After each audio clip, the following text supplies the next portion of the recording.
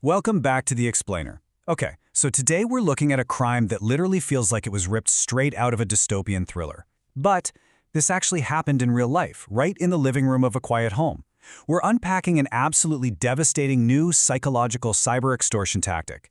It recently drained a retired couple in Kerala of their entire life savings. And look, this isn't your typical, poorly spelled phishing email or an obvious text message scam. No, this is a highly coordinated psychological heist that weaponizes the victim's own fear against them.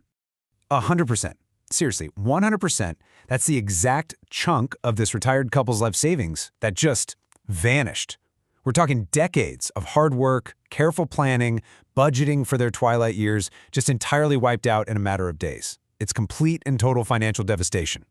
So this leads us to this really terrifying paradox, which is kind of the central question of our explainer today. How on earth does a retired couple get arrested, interrogated, and robbed of absolutely everything without ever physically leaving their house?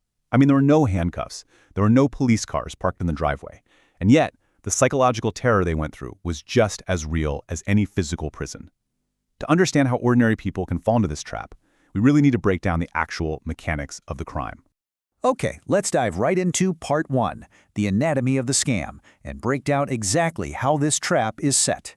First up, we need to define the weapon being used here. It's called a virtual arrest. Basically, it's a psychological scam where victims are coerced into isolation and falsely led to believe they're under legal detention, entirely through digital communication. It's this almost militaristic manipulation of fear and authority.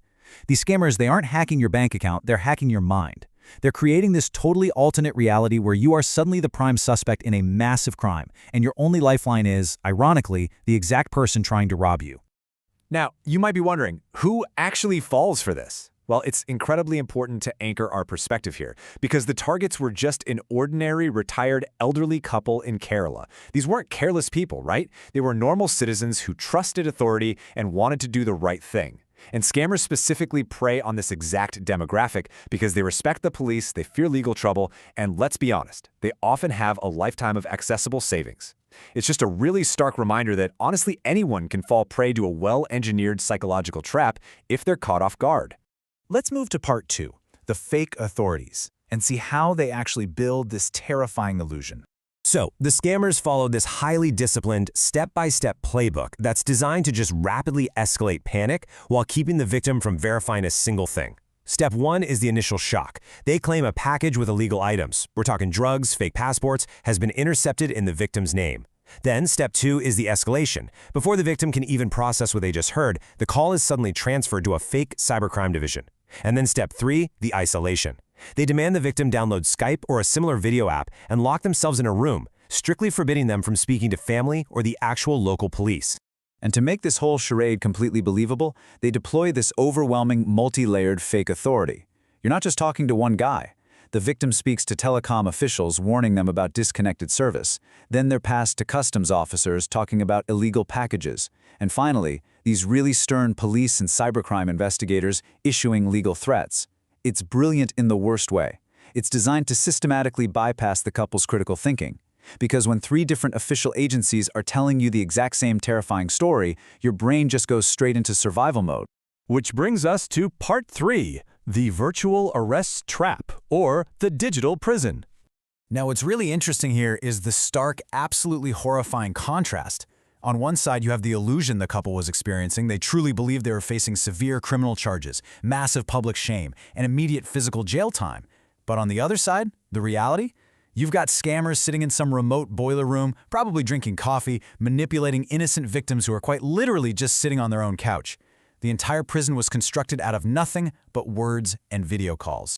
And you have to realize this torture didn't happen in some quick 10-minute phone call. Look at this progression. At hour 1, that initial alarming call connects.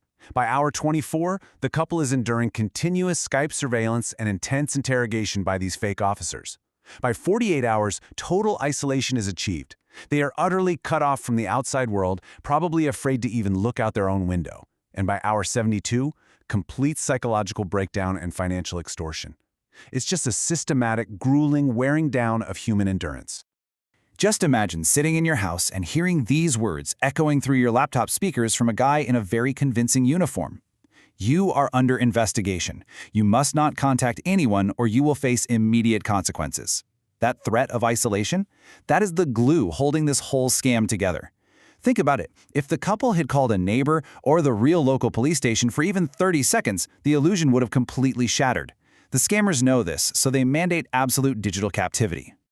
Let's shift over to Part 4, draining the life savings, the tragic climax of this whole ordeal. So the absolutely crucial point here is how they actually extract the money without the victims realizing they're being robbed. Because they don't ask for a ransom. No, they frame it as a legal necessity.